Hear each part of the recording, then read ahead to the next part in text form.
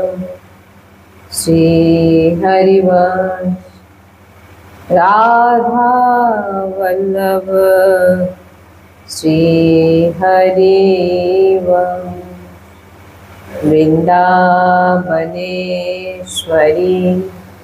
तवैव पदारे वृंदं प्रेमामृतेका मकरन्दरसोपूर्णं विद्यार्पितं मधुपते स्मरतापमोग्रां निर्वापयात् परां शीतलमाश्रयामि रसघनमोहनमूर्तिं विचित्रकेलिमहोत्सवोल्लासितं राधाचरणा विलोलिता रुचिराशिखण्डा हरिं वन्दे। श्री राधा वल्लभ लाल की जय। सद्गुरुदेव भगवान की जय। वृंदावन बरसाना धाम की जय। महाप्रभु श्री हरिवंशचंद्र जी महाराज की जय। श्री यमुना रस रानी की जय। समस्त सहचरी वृंद की जय। जय जय श्री राधे श्याम।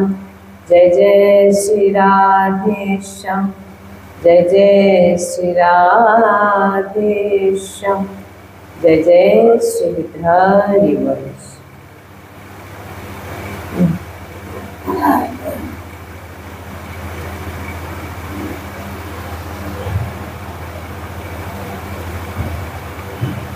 श्री प्रिया प्रियोतम जुल्फी पाए, श्री वृंदावन धाम जुल्फी पाए, श्री राधा वल्लभ लाल जुल्फी पाए, रजरानी जुल्फी पाए। আমরা যে শ্রীমদ্ ভাগবত মহাপুরাণ শ্রবণ করছি, আজকে তার 33 দিনে পড়ল।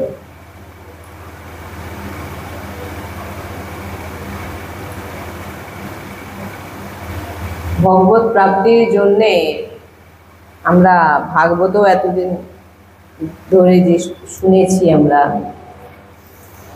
যে ভগবত প্রাপ্তির জন্য আমাদের যে যে জিনিসগুলো ভিতরে থাকা উচিত নয়, সেগুলোর মধ্যে হচ্ছে কাম, ক্রোধ আর আলস্য। কিন্তু এই তিনটে জিনিস খুব জোরপূর্বক আমাদের ভিতরে বসে আছে। আমরা ভাগবতেও শুনেছি কাম, ক্রোধ, লোভ আমাদের বড় বড় তপস্বী, বড় বড় মহাপুরুষদেরকেও পতিত হতে দেখা গেছে এই কাম, ক্রোধ, আলস্য জন্য। তাই কাম, ক্রোধ, আলস্য দূর করার জন্য বলের প্রয়োজন আছে। একে এমনি কখনো আপনি দূর করতে পারবেন না। বল কি? কাম, ক্রোধ, লোভ এগুলোকে দূর করার জন্য বলের প্রয়োজন আছে। সে বলের নাম কি? না নাম জপ। श्री हरिवंश नाम बल लाहो, अपने मन भये सब काहो। राहो शरण हरिवंश की, शुभ अशुभ दुर्ग विध्वंसी बल, तब जयति जयति जग। বলছেন যখন নাম চলবে ভগবত নাম, তখন এক নিষ্ঠা এসে যাবে। কি নিষ্ঠা?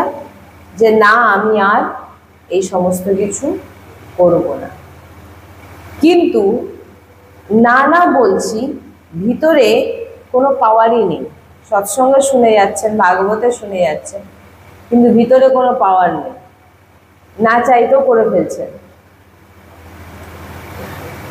আমি চাইছি যে আমি আপনাকে তুলে আছাড় মারবো, আমি চাইছি আমি কাউকে তুলে আছাড় মারবো, কিন্তু আমার বল নেই। তো আপনি কেবল শুধু ইচ্ছাতেই কি আপনার কাজ হবে? না, বলবান হতে হবে, বলবান হতে হবে, নাহলে আপনি তাকে তুলে আছাড় মারবেন কি করে? তাই মনে দৃঢ়তা আনতে হবে। যে কিভাবে এই দৃঢ়তা আসবে? না, ভজন করবে, ভজন বল, নাম জপ করবে। সবার মনে হয় আমার মন আমাকে এগোতে দিচ্ছে না, দেখবেন প্রায় বলে আমার মন আমাকে করতে দিচ্ছে না, আমি পাচ্ছি না। বলছেন খুব কমজোরি, তাই এরকম ভাবনা আসছে যে আমাকে এগোতে দিচ্ছে না মন।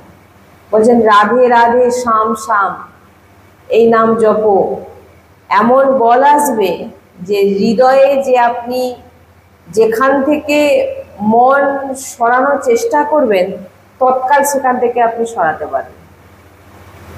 কি বললাম? নামের এমন বল যে যখনই আপনি মনে করবেন যে আমি এই জায়গা থেকে মন সরাবো, আপনি তৎকাল সেই জায়গা থেকে আপনার মনকে আপনি সরিয়ে নিতে পারবেন। এমন যদি না হতো তো এই যে মহাপুরুষজন ভগবত প্রাপ্তি করেছেন, হ্যাঁ, তার যিনারা সাধনে লেগে আছেন, যে সমস্ত মহাপুরুষগণ, তিনাদের তো তাহলে লাগতোই না মন। বলে না মন লাগে না, বলছেন আপনার ভিতরে সেই বল নেই, অলস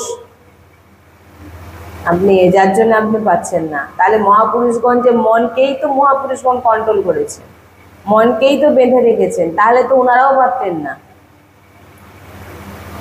তাই এই সমস্ত দূর করার জন্য পাপাচরণ করা বন্ধ করতে হবে, পাপ আচরণ করা বন্ধ করতে হবে, নাম জপ করতে হবে, মাতা পিতা গুরুজনের সামনে নম্র হতে হবে।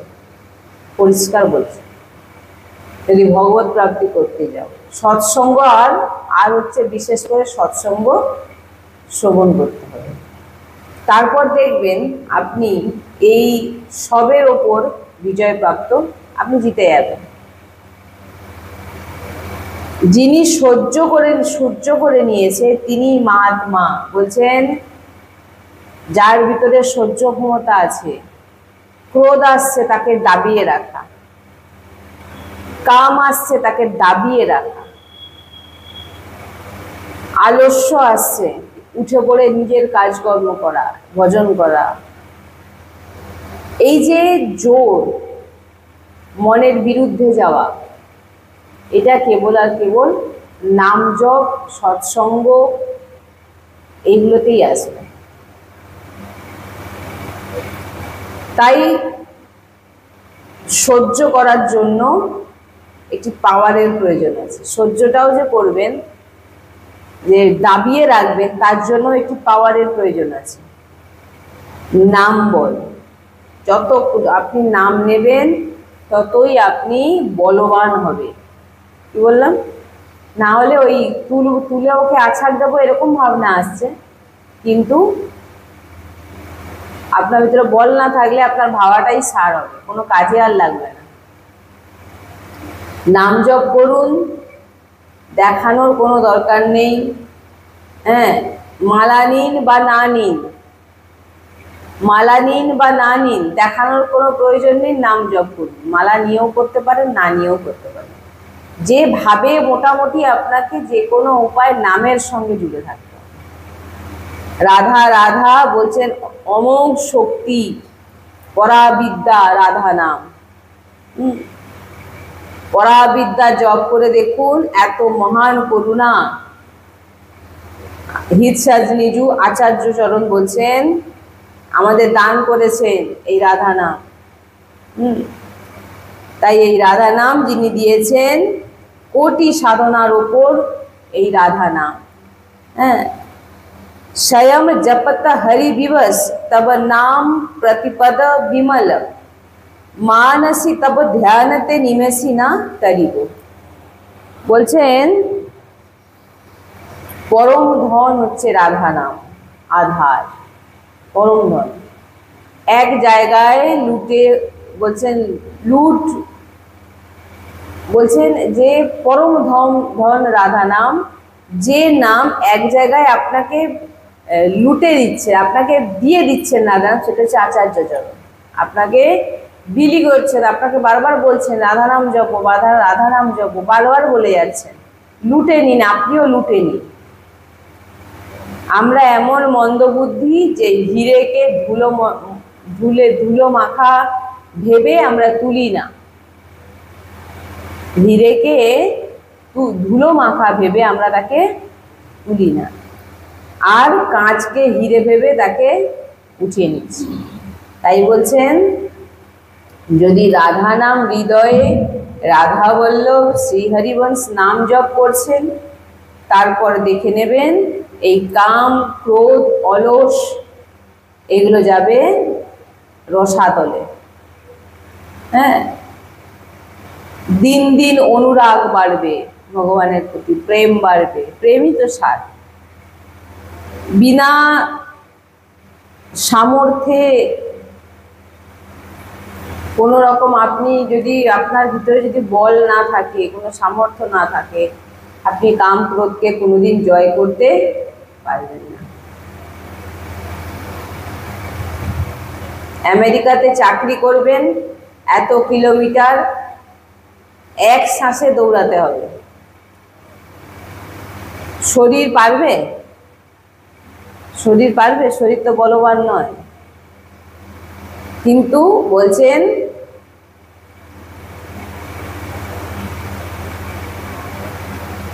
শরীর, বলছেন বানাতে হবে, তবেই তো যাবেন না আমেরিকাতে চাকরি করতে। আপনাকে যে আমেরিকাতে চাকরি করতে যেতে হলে সেই রকম ভাবে আপনাকে তৈরি হতে হবে।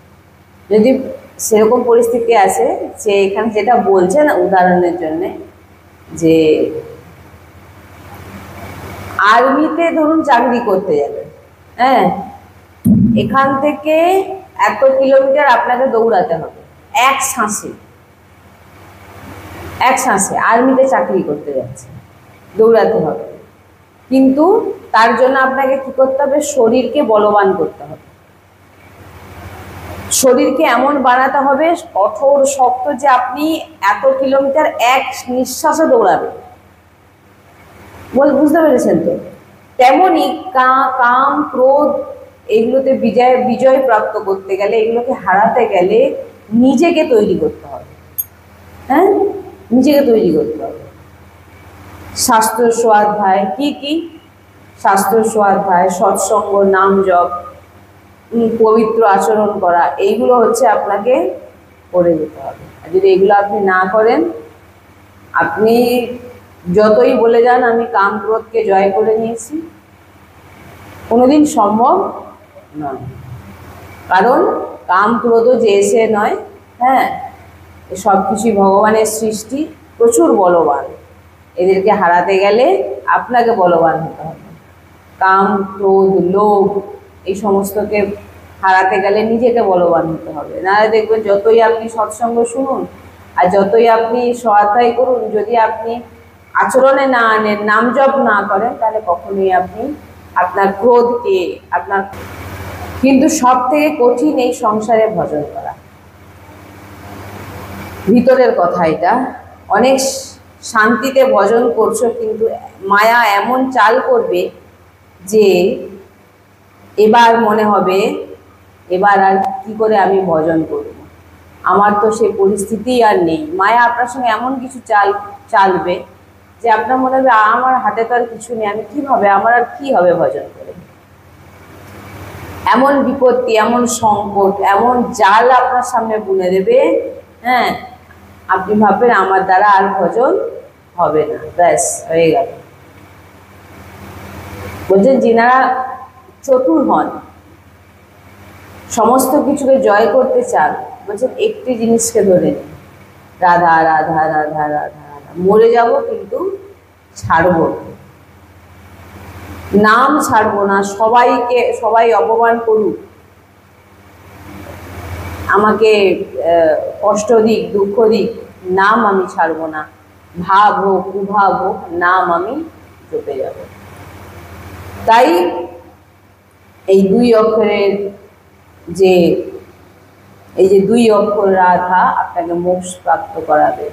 আপনার ভিতরে সমস্ত বল আপনার ভিতরে ভরে ভরে আপনার ভিতরে বল দেবে, যে আপনি কাম, ক্রোধ, লোভ, এই সমস্ত দ্বেষ, হিংসা, এইগুলোর সঙ্গে আপনি যেন লড়তে পারেন।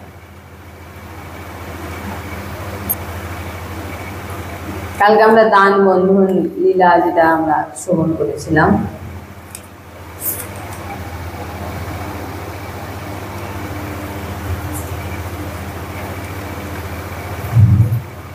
সুখদেব গোস্বামীর নিকট কুবেরের পুত্রদ্বয়ের কথা শ্রবণ করে মহারাজ পরীক্ষিত জিজ্ঞাসা করলেন, নল কুবের ও মণিগ্রীব কি এমন কর্ম করেছিলেন যে পরম শান্ত প্রকৃতির দেবর্ষী নারদ ক্রোধিত হয়ে ক্রোধ উৎপন্ন হয়েছিল?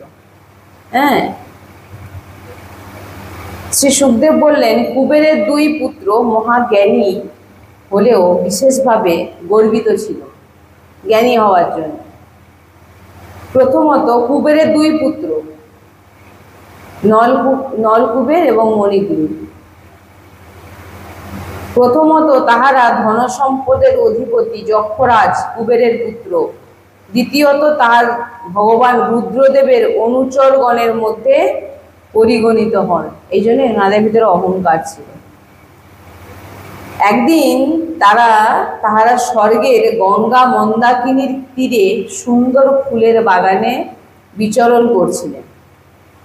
দেব ভাবের পরিবর্তে তাহার বিপরীত ভাবের বিকাশ হয়। মন্দাকিনীর জলে নেমে যুবতীগণের সঙ্গে উলঙ্গ হয়ে হস্তি যেমন হস্তিনীর সঙ্গে জলক্রীড়া করেন, তেমনি জলক্রীড়া করতে লাগলেন। দৈবক্রমে দেবর্ষী নারদ সেই পথেই যাচ্ছিলেন এবং তাদেরকে দেখে ওই 2 পুত্র নলকুবের আর মণিগ্রীব, যক্ষপুত্র মদ্যপানে মাতাল হয়ে তারা জলক্রীড়া করছে উলঙ্গ হয়ে। তাদের দেখে যুবতীগণ লজ্জিত হলো। সেই 2 যুবকের বিন্দুমাত্র লজ্জা হলো না। তখন তিনি তাদেরকে অনুগ্রহ করে ইচ্ছায় কৃপা করে অভিশাপ দিতে উদ্যত হইয়া বললেন, দরিদ্র ব্যক্তি গর্ব ও সকল প্রকার ঐশ্বর্য হইতে মুক্ত, যদৃচ্ছা ক্রমে প্রাপ্ত ক্লেশ তাহার পক্ষে পরম তপস্যার স্বরূপ।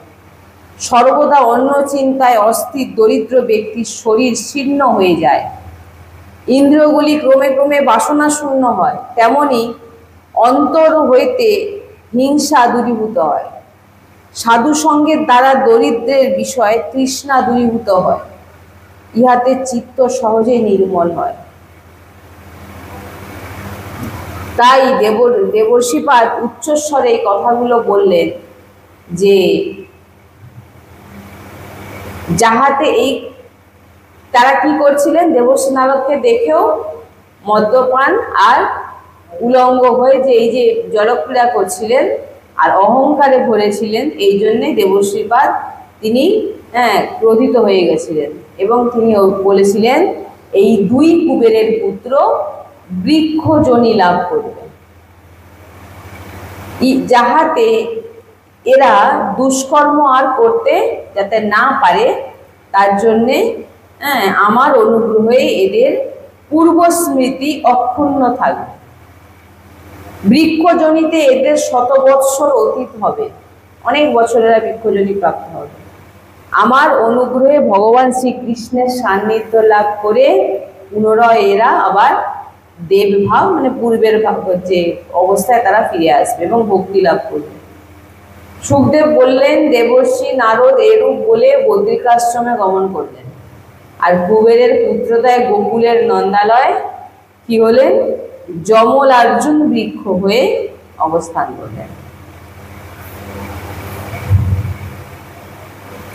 এবারে ভক্ত ক্লেশ হরণকারী ভগবান কি করলেন, দামোদর দেবর্ষিপাদের বাক্যের সত্যতা রক্ষা করার জন্য ভগবান দেবর্ষি যেহেতু বলে দিয়েছিলেন যে ভগবানই উদ্ধার করবেন, তো তিনি কি করলেন না, সত্যতা রক্ষার জন্য মাতার দ্বারা বন্দী হয়ে সেই যমলার্জুনের বৃক্ষোদয়ের দিকে হামাগুড়ি দিয়ে অগ্রসর হলেন, দুটো গাছের মাঝখান থেকে সেদিকেই যাচ্ছেন আর কি। তারপর সেই দুটি বৃক্ষের মধ্য দিয়ে যাওয়ার চেষ্টা করলেন, আর যে উদকুলে যে বাঁধা ছিলেন সেটা বক্রভাবে পতিত হল এইরকম। দামোদরের গমনে বাধা পড়লে তিনি তখন কি করলেন, জোরে টান দিলেন। ভগবানের যখনই বাধা, এবার উদকুল যখন আটকে গেছে দুটো গাছের মাঝখানে, যেতে পারছে না, ভগবান তখন যা টান মারছেন, যখন যেতে পারছেন না, তখন কি করলেন, ওই টানের দ্বারা বিশাল আকারের প্রাচীন বৃক্ষ, বহু পুরনো বৃক্ষ, যমলার্জুন বৃক্ষ দুটি মূল বন্ধন হয়ে ছিন্ন হলো, মানে একদম মূল থেকে উপরে পড়ে গেল, প্রচন্ড শব্দে ভূমিতে পতিত হলো। তখনই সেই দুইটি বৃক্ষ হতে উজ্জ্বল সিদ্ধ পুরুষ বাইরে বেরিয়ে আসলো। প্রণাম মুদ্রায় শ্রীদা ভগবানকে, দামোদরকে প্রণাম জানালেন এবং শ্রীকৃষ্ণের স্তুতি করলেন। আপনি পরম মঙ্গলময়, আপনি শান্ত মূর্তি, আমরা আপনার অনুচর কুবেরের পুত্র, আপনি আমাদের প্রতি দৃষ্টিপাত করে উপদেশ দানে আজ্ঞা করুন। আর আপনার কৃপায়, দেবশ্রীপাদের কৃপায় আপনার দর্শন লাভ হলো আমাদের, এইভাবে প্রণাম করলেন এবং তারা চলে গেলেন। শ্রী সুখদেবজি বললেন, নলকুবের এবং মণিগ্রীব এইভাবে গোকুলেশ্বরের স্তুতি করলেন এবং উদকুল বন্দী অবস্থাতে হাসতে হাসতে, উদকুলেই বাঁধা আছে ভগবান, হাসতে হাসতে তিনারা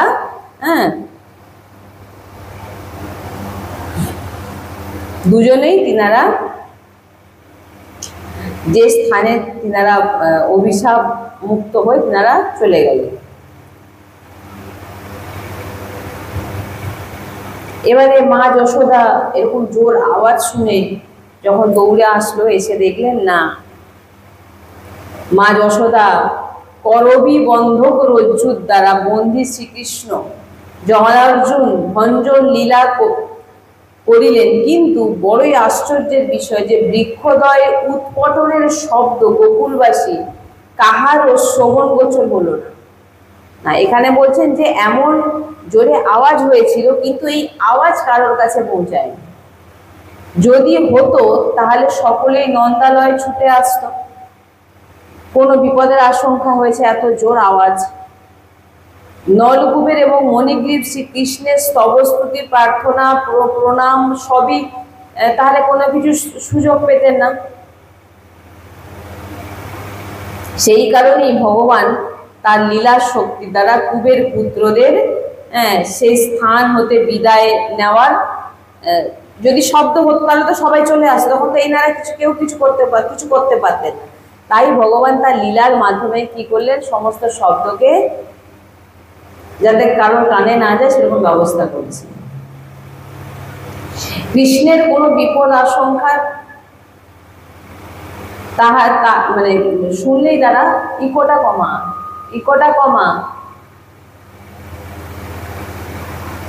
বিপদ আশঙ্কায় দ্রুত বেগে চলে আসতো। যদি শুনতো যে কৃষ্ণের কোনো বিপদ হয়েছে বা জোরে গাছ পড়ে গিয়ে আওয়াজ, তখন তো নন্দালয় সবাই ছুটে আসতো।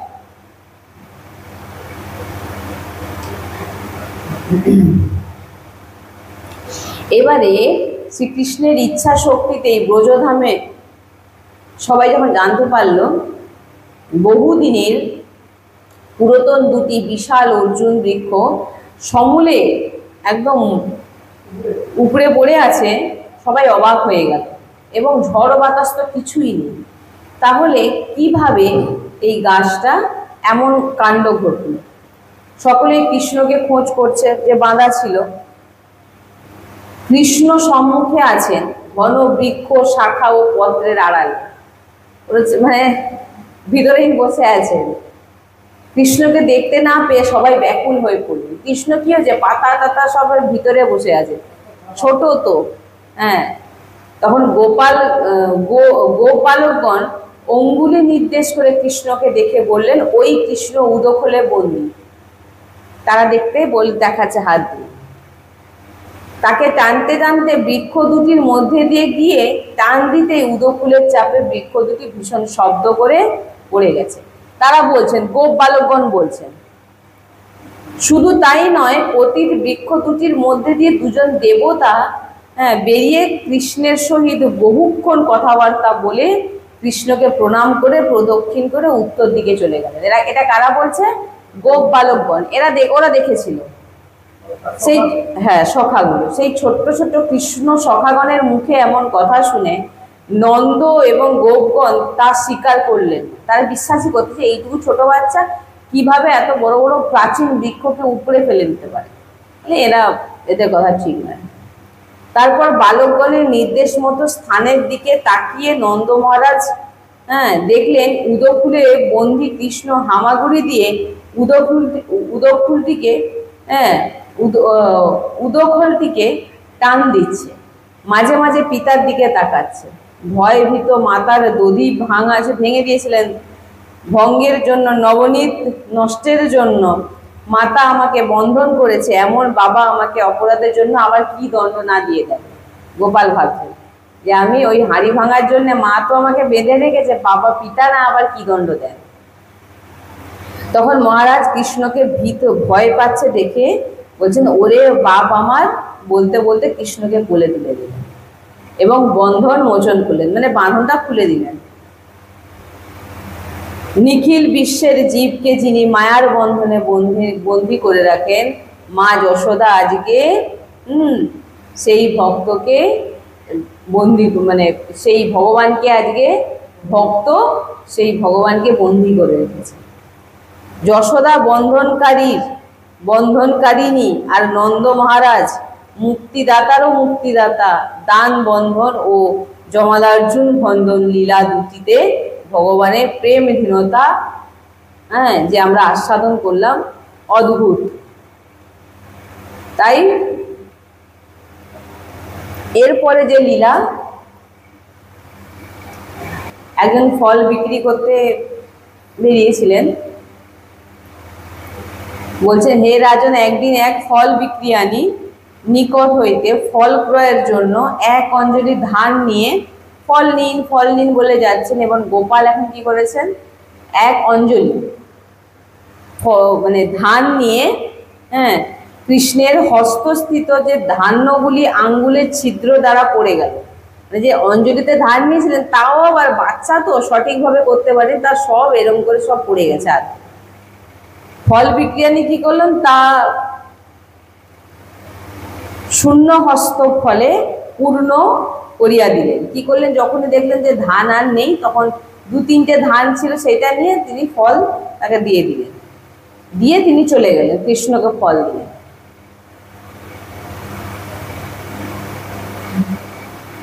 মানে 2-3টে যে ধান ছিল, সেই ধান কি করলেন, ফল বিক্রি করতে এসে তিনি হাতে দিয়ে দিলেন। আর তিনি তখন শূন্য হাত, যেই দেখলেন যে বাচ্চা ছেলে, তাকে কি আর দিয়ে মানে দেবে না কিছু, হাতে ফল দিয়ে দিলেন ভর্তি করে। ছোট হাতে আর কটা ফল ধরবে, দিয়ে দিলে সে ঘরে নিয়ে চলে গেছেন কৃষ্ণ। তারপরে যখন ওই ফল বিক্রি করতে মাথায় ঝুড়িটা নিয়ে যখন যাচ্ছেন, পরপর দেখছেন ঝুড়ি যেন ভার হয়ে যাচ্ছে।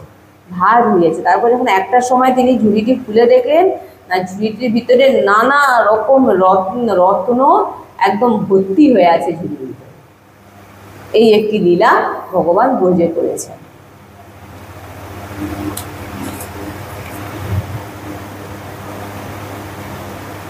আচ্ছা, এরপরে যে লীলাগুলো আছে, গোকুলবাসী বৃন্দাবনে গমন। গোকুল নামক মহাবনে গোপগণের বাস। সকলেই জন্মের পর মানে ভগবানের জন্মের পর হতে নানা রকম উৎপাত শুরু হয়েছে অসুরদের। কাজেই এ বিষয়ে সবাই আলোচনা করলেন যে কি করা উচিত, কারণ এখানে তো অসুরদের উৎপাত পরপর বেড়ে যাচ্ছে। মহারাজ নন্দের জ্যেষ্ঠ ভ্রাতা উপনন্দ যেমন বয়োবৃদ্ধ, তেমনই মহাজ্ঞানী ছিলেন।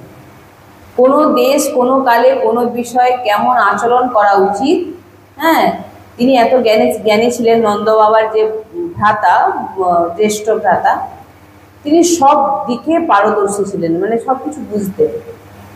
এই ব্যাপারে তিনি বিশেষ অভিজ্ঞ ছিলেন। কৃষ্ণ বলরাম কেমন ভাবে মঙ্গল হবে এই চিন্তায় তিনি সদাই চিন্তিত ছিলেন। তিনি বললেন, ব্রজবাসীগণের হিতাকাঙ্ক্ষী, হ্যাঁ, আমাদের কর্তব্য এখন আমাদের গোকুল বাস ত্যাগ করে অন্যত্র থাকার ব্যবস্থা করাই ভালো।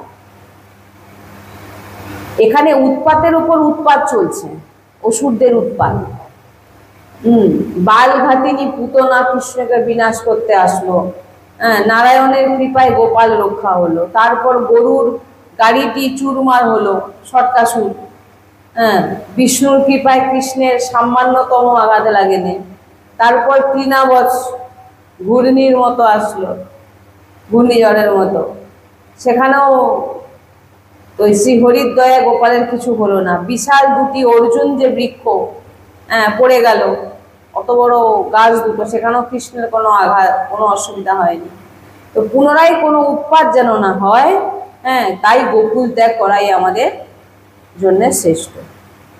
বালক বালিকা নারীগণ পুরোহিত দাস দাসী সকলকে নিয়ে অন্যত্র গিয়ে বসতি স্থাপন করা আমাদের উচিত।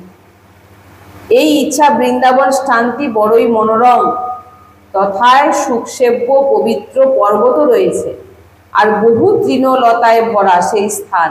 সেই জন্য পশুগণের বড় হিতকর হবে। নন্দের যে বড় ভ্রাতা তিনি বলছেন,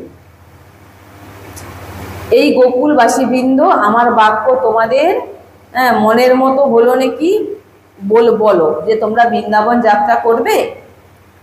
বৃন্দাবনে যাত্রা আমরা সবাই মিলে করবো। তাহলে উপনন্দের পরামর্শ শুনে গোকুলবাসী আনন্দে একমত হয়ে নিজ নিজ গো শকটগুলি সুন্দরভাবে সব সজ্জিত করে ঘর সংসারের সকল জিনিসপত্র নিয়ে বৃন্দাবনের উদ্দেশ্যে যাত্রা শুরু করলেন। বৃদ্ধ বৃদ্ধা, বালক বালিকা, স্ত্রী সবাই বৃন্দাবনের দিকে চলল। এবং বৃন্দাবনের অতীব মনোরম বন, সকল ঋতুতেই সেই স্থানে প্রকৃতি অনুকূল, আবহাওয়াও পরম সুখকর। বৃন্দাবনের সর্বত্রই শ্যামল বনভূমি, একদিকে যমুনা নদী, অন্যদিকে গোবর্ধন পর্বত, অতি অপরূপ শোভময়। তাই বৃন্দাবনকে এই রূপ দেখে কৃষ্ণ বলরাম উভয়ই পরম আনন্দ লাভ করলেন। আর সবাইকে নিয়ে বৃন্দাবনে তিনারা বসতি শুরু করলেন। তো এরপরে আমরা শুনব গোচরণ লীলা, বৎসাসুর ও বকাসুর বধ। এটা আমরা কালকে শুনব। শ্রী রাধা বল্লভ লাল কি জয়, শ্রী হরিবংশ। রাধে রাধে রাধে রাধে রাধে রাধে। ভগবান কি জয়, ভগবান কি জয়, ভগবান কি জয়।